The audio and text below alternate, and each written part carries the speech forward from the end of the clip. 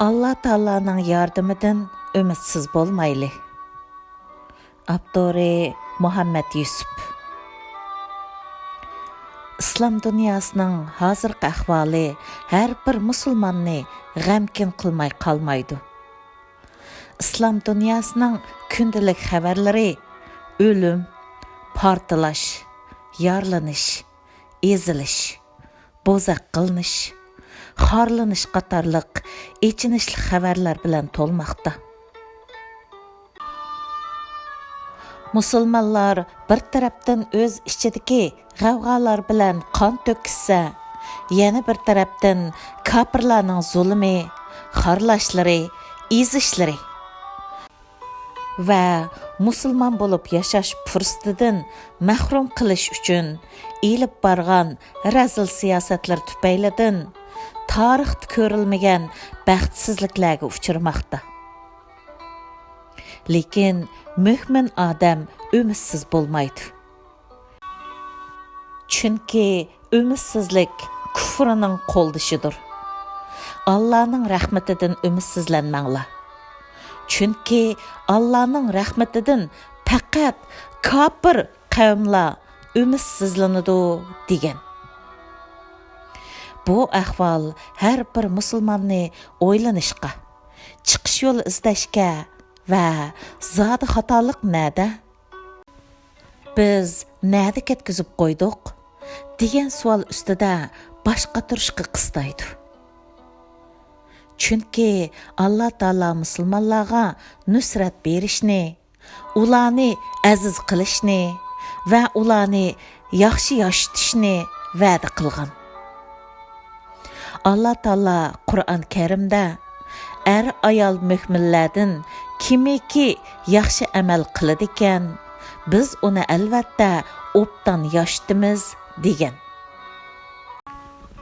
Yana shubsizki biz payg'ambarlarimizga, mo'minlarga ham dunyo hayotida, ham guvohchilar hozir bo'ladigan kunda albatta yordam beramiz degan.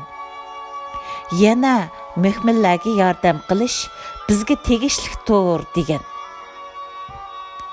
Yuqorqi oyatlarning hammasi Alloh taoloning mo'min bandalariga bergan va'dasidir. Alloh taoloning va'dasining amalga oshadiganligida shak yo'q. Chunki Alloh taolo va'dasiga xiloflik qilmaydi. Alloh taolo bizga bunimi bildirib, Allah va'dasiga xiloflik qilmaydi degan. Endi bu va'dalar amalga oshdimi degan savolga kelsak, deymizki bu va'dalar albatta amalga oshgan. Buningga dalil keltirish hojatsiz. Chunki har kim biladi-ki, musulmonlar dastlabda xuddi hozirgidek ojiz, chorsiz edi. Payg'ambarimiz dastlabda bu dinni 4 kishi bilan da'vat qilishga boshlagan. Bu chaqlarda kofirlar musulmonlarni iymonidan yondirish uchun zulmlarni solgan va ularni odam toqat qilg'usiz darajada qiynagan. Nurg'unlarni qiynab o'ldirib atgan. Hazrati Bilal Ammar, Sumayya qatorliq sahobalarning qissasi hammamizga ma'lum. Payg'ambarimiz 23 yillik payg'ambarlik hayotining 13 yilini zulm, qiynalish va bozaq qilinishlar ostida o'tkazgan. Alloh taolo shu chaqda payg'ambarimizga va shu chaqdagi mo'minlarga bu qiyinchiliklarning orqasida cho'qim g'alaba va nusratning borligidan bishorat bergan va yuqorqi oyatlardagi va'dalarni berish orqali ularni iymonida mustahkam turishga buyurgan.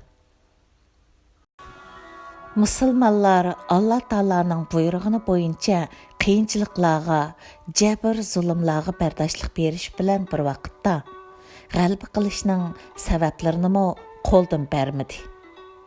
Natijada Allah Taalaning yordamiga erishdi va o'zlarini azgan, bo'zaq qilgan, haq huquqlarini dafsanda qilgan kofirlar ustidan g'alaba qildi. Payg'ambar alayhissalom hayot vaqtida barliq arab yerim orali islom bayroq ostida birlashdi. Kufri va zulm tugidi. Onun o'rnini iymon va adolat oldi.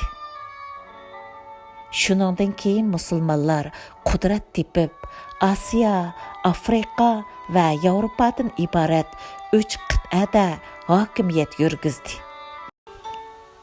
G'alaba oson qo'lga kelmaydi. Musulmonlar bu g'alabaga osonlik bilan erishmagan edi. Nusrat ularga bir kundalik kelib qolmagan edi. Musulmonlar Xandak urushidan iborat eng qiyin sharoitdagi urushdimi keyniga qaytmadi. Chidamchanligini qo'ldan bermadi. U chaqda ichki va tashqi dushmanlar ularning atrofini qurshib olgan. Havo qattiq sovuq, ochliq va suvsizlik degandek bir qator qiyinchiliklar ularni o'rib olgan edi. Shu chaqdami Alloh taolo ularga g'alabani va'da qilib, ularni olg'a ilgirlashga undigan va muni oyatni tushirish orqali ularni ruhlantirgan edi. Ey iymon etganlar, sizlar texi ilgirki mu'minlarning beshiga kelgan kulfatlar sizlarning beshinglarga kelmay turib jannatga kirishni o'ylamsizlar? Ularning beshiga shunda qattiq yo'qsullik va zo'r qiyinchiliklar kelganki, hatto payg'ambarlar bilan mu'minlar Allohning yordami qachonmi kelar deydigan darajada to'lg'inib ketgan edi. Bilinglarki, Allohning yordami haqiqatan yaqindir. Rastilla ularning beshiga odam taqat qilg'usiz qiyinchiliklar kelgan edi. Alloh taolo ularning shu vaqtdagi ahvolini bayon qilib mundaq degan. Ayni vaqtda ular yuqori tarpingladimi, tuvan tarpingladimi hujum qilib kelgan chog'da ko'zinglar chekchiyib qolgan, yurakinglar og'zinglarga qaplashib qolgan, Alloh to'g'riliq turlik gumonlarda bo'lgan edinglar. Ani shu yerda mu'min sinoqdan o'tkazilgan va qattiq bir silkinish bilan silkingan edi. Demak, ular qiyinchiliklar oldida tez cho'kmadi. Umidsizlanmadi. Alloh taolaning va'dasiga ishondi. Sababini qo'ldan bermadi. Iymonida mustahkam turdi. Natijada g'alabaga erishdi. Alloh taolaning va'dasi haqiqiy mu'minlarga xos.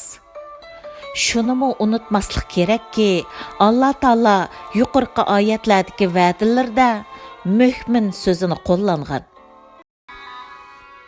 Ya'ni bu va'dalarni haqiqiy ma'nodagi mu'minlarga va Alloh taolaning va'dasiga chin qalbidan ishonch qilgan kishilarga bergan.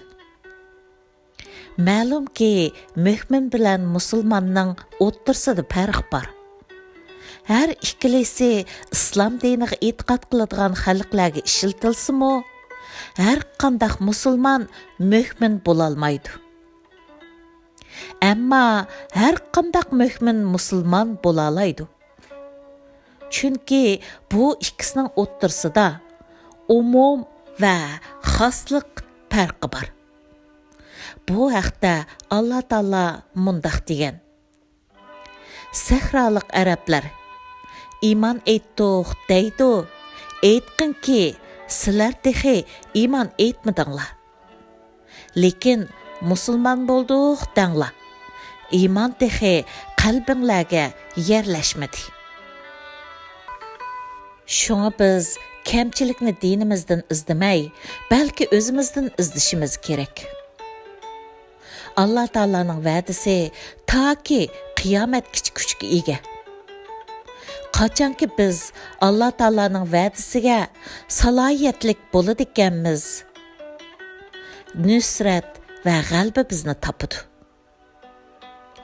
O'zimizning iymonini o'lchab ko'raylik.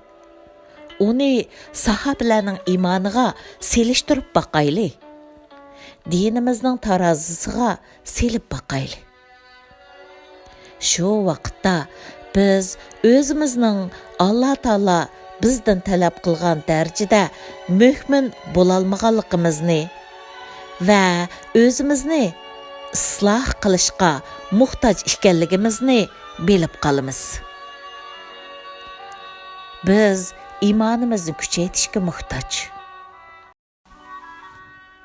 Bu ahvolda biz iymonimizni kuchaytirish bilan birga Allah Taoladan yordam tilashga muhtojmiz.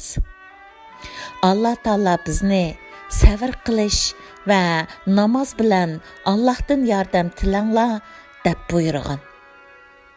Ma'lumki, ko'p sonli kishilar sabrning ma'nosini oddiy va dogma ma'nosida tushunib oladi.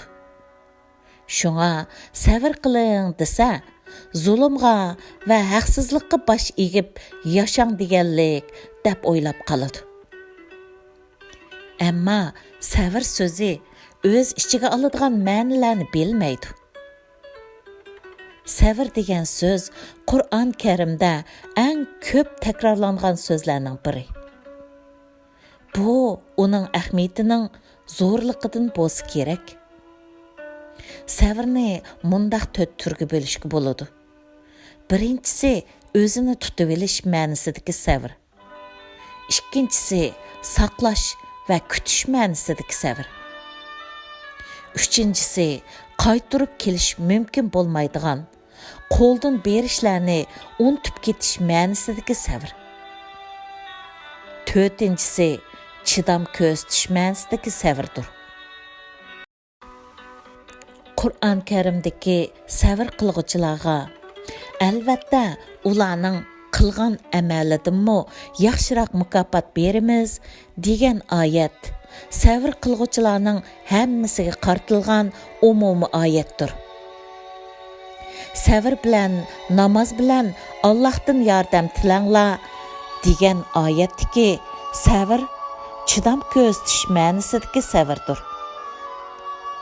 Shunga biz chidamchanlik va umidvorlik bilan qurollanish orqali parlaq kelajak uchun harmasdan tirishishga muhtojmiz. İslamның kelechagi haqiqatan parlaqdir. Zulm davom qilmaydi. Kechining orqasida kunduz bo'lganidek, bu qiyinchiliklar orqasida cho'qim o'ng'aylik bor. Allah Taala albatta har bir mushaqqatning yanida bir o'ng'aylik bor degan.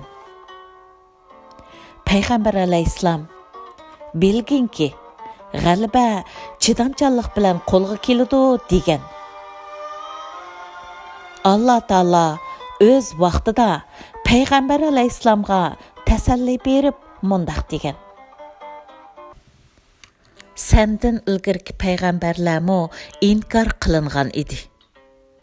Ular inkor qilinganға va o'zlariga yetgan arziyatlarga sabr qildi. Oxiri ular bizning yordamimizga erishdi.